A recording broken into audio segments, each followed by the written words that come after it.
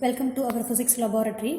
Today's experiment is determination of ultrasonic velocity in a liquid and compressibility of a liquid.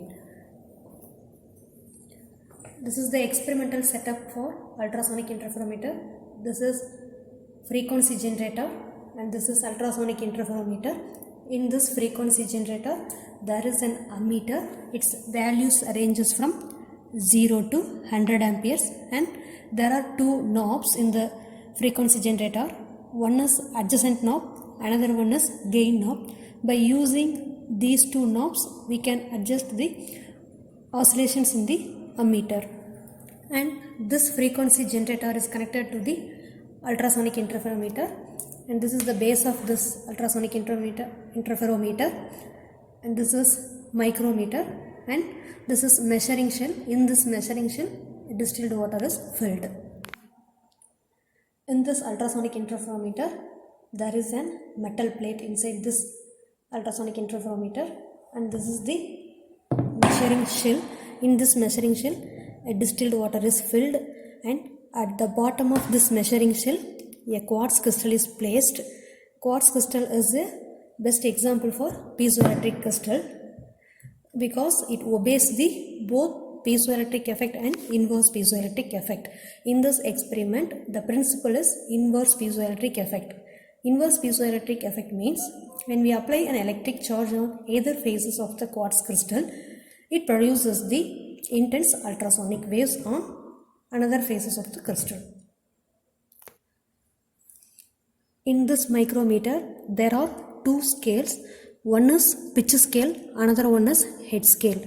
In this pitch scale there are a number of divisions. The value of one division on this pitch scale is 0.5 millimeter. Like this.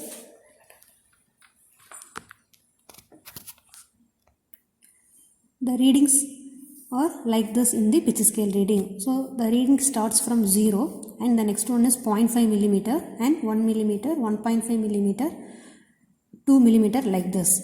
In head scale coincidence there are a number of divisions. The total number of divisions are 50 and each and every division is 1. That is, it starts from 0, 0, 1, 2, 3, 4, 5, like this. So the readings are marked as 0, 5, 10, 15, 20 up to 45, and again after 45, 46, 47, 48, 49 and again 0. That is, total number of divisions on head scale divisions or 50. By using the pitch scale value and head scale coincidence, we can find the least count of the micrometer. So the formula for least count of this micrometer is value of one pitch scale reading divided by number of head scale divisions. So value of one pitch is 0.5 millimeter and number of divisions are 50. So by dividing these two we will get the least count. So the least count of this micrometer is 0.01 millimeter. When the frequency generator is switched on, an electric charge is applied on this quartz crystal. That is, when the electric charges are applied on this quartz crystal, it starts to vibrate. At the resonant condition, the crystal vibrates vigorously. That is, the applied frequency matches with the natural frequency of the crystal. The crystal gets vibrated vigorously. So at resonant condition an intense ultrasonic waves are generated from this crystal. The generated ultrasonic waves are traveling through this liquid and it gets reflected back by this metal plate, and finally it forms a stationary wave pattern. In the stationary wave pattern a node and antinodes are formed. At this node position, the local pressure of a liquid gets increased, and at this antinode position, the pressure of a liquid gets decreased. Okay. The variation of the pressure of a liquid with its volume causes the compressibility. So the compressibility means the variation of pressure of a liquid with its volume.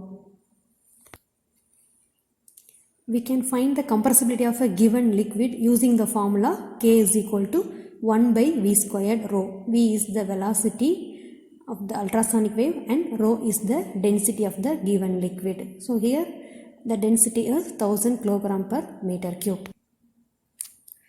The velocity of the ultrasonic waves are determined by using this formula. V is equal to 2 nu d by n. Nu is the frequency of this frequency generator. In our laboratory we are using two different ultrasonic frequency generator. One is 2 megahertz, another one is 3 megahertz frequency, and d is the distance moved by the micrometer and n is the number of oscillations. We can derive this velocity formula from the general definition, that is velocity is equal to distance by time.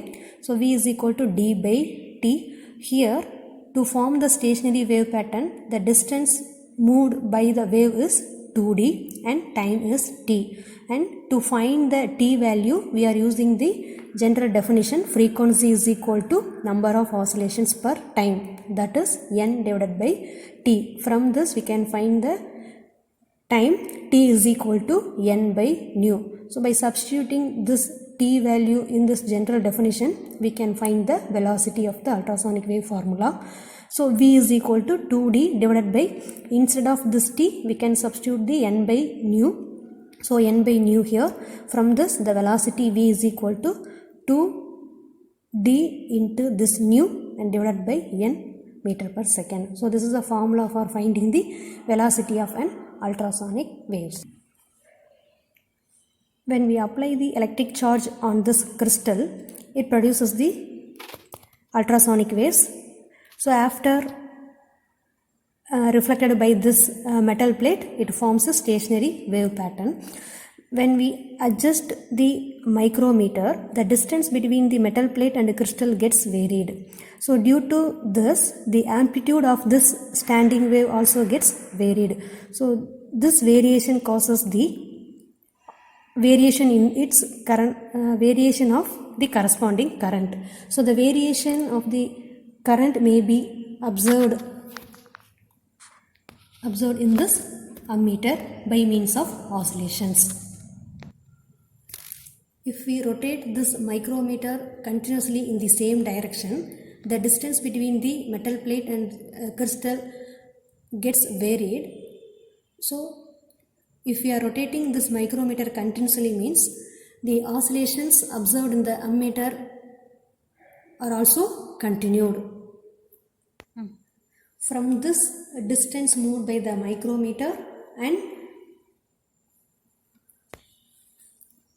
oscillations observed in this ammeter, we can find the velocity of the ultrasonic waves. Now we are going to take the micrometer readings. When we switch on this frequency generator, the ammeter shows some deflection. By using these two knobs, we can set the initial position of an oscillation.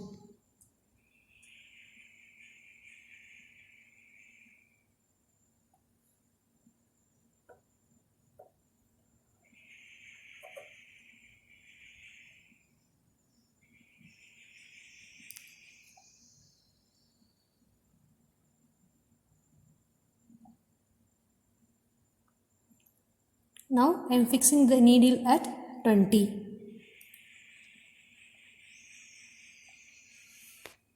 Now we are going